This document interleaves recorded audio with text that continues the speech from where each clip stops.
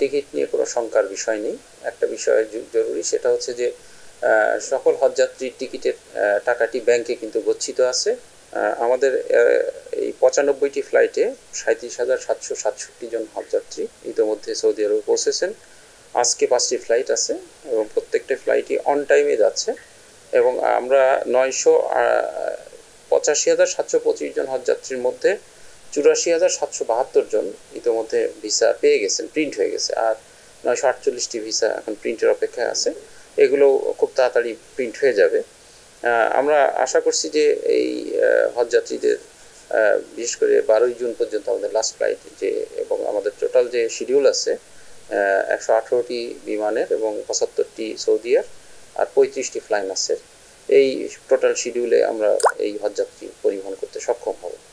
এবছর বিশেষ করে আমরা এটা নিশ্চিত করতে চাই যে কোনো হজযাত্রী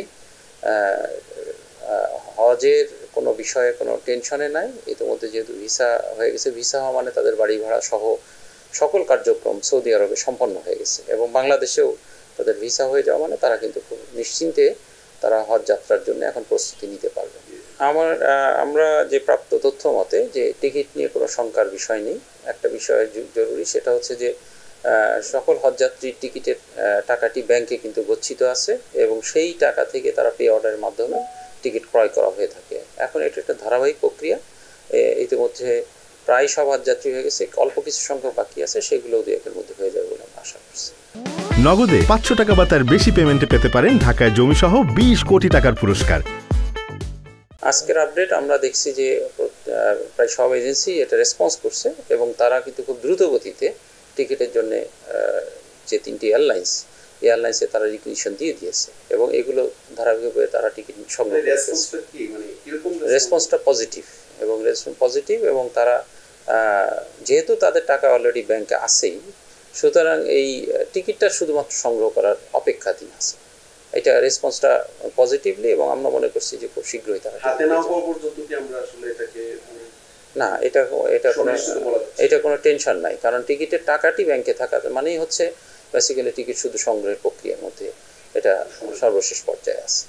আমরা বিশেষ করে সৌদি আরবে যে সকল হজযাত্রী ইতিমধ্যে পৌঁছেছেন এবং যারা যাওয়ার প্রক্রিয়ার মধ্যে আছেন, আমরা কিন্তু ইতিমধ্যে হজ ক্যাম্পে বোর্ডিং এবং ইমিগ্রেশনে আমরা আমাদের এখানে যারা ভলান্টিয়ার আছেন প্লাস এখানে স্ক্যান যারা কাজ করছেন, সিভিল এভিয়েশন বিমানের যারা কাজ করছেন, সকলেই কিন্তু এই বিষয়টি পরিপূর্ণ সতর্কতার সাথে, বিশেষ করে যে কেউ যেন যে ভুলক্রমেও যেন কোনো জর্দা অথবা যে বিষয়গুলো নিষিদ্ধ এই বিষয়গুলো যে ছুরি কাঁচি যে হ্যান্ডব্যাগে না নেয়, সেটা আমরা এই বিভিন্ন জায়গায় প্ল্যাকার্ড দিয়ে এবং সাথে সাথে আমরা 3-4 জায়গা কিন্তু তাদের চেকিং করে তাদের বের করছি, যাতে হজযাত্রীগণ নিশ্চিন্তে যেতে পারেন এবং কোনো প্রকার হ্যাসেল তাদের না পোহাতে হয়। একই সাথে দেশের ভাবমূর্তির জন্য সমুন্নত থাকে। সৌদি যেহেতু ইমিগ্রেশনটি বাংলাদেশে হয়, সেখানেও যেন যে কোনো বিষয়ে আমাদেরকে কোনো হজযাত্রী কোনো প্রশ্নের সম্মুখীন না হয়।